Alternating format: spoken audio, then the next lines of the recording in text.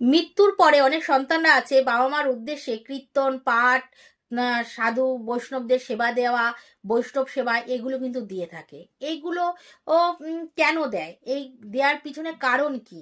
আর এই কাজগুলো, যে কাজগুলো আছে বেশিরভাগ ছেলেরাই করে, কিন্তু মেয়েরাও কি বাবা মার উদ্দেশ্যে এই ধরনের কাজগুলো কি করতে পারে?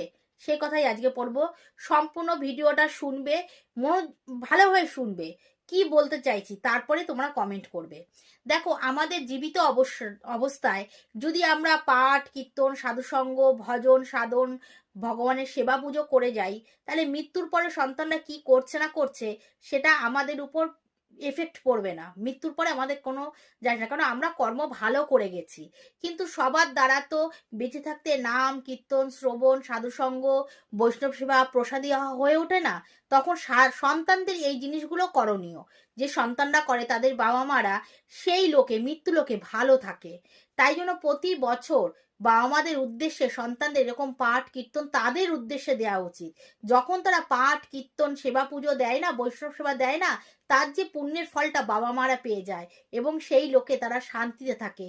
যখন তারা শান্তি পায় তখন উপর থেকে সেই সন্তানদের আশীর্বাদ করে বাবা মারা, যে তোমরা জীবনে সুখী হও।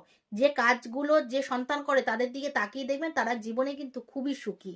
আরেকটা কথা বলি, এই কাজগুলো ছেলেরা যেমন করে তার সাথে মেয়েরাও কিন্তু করতে পারে।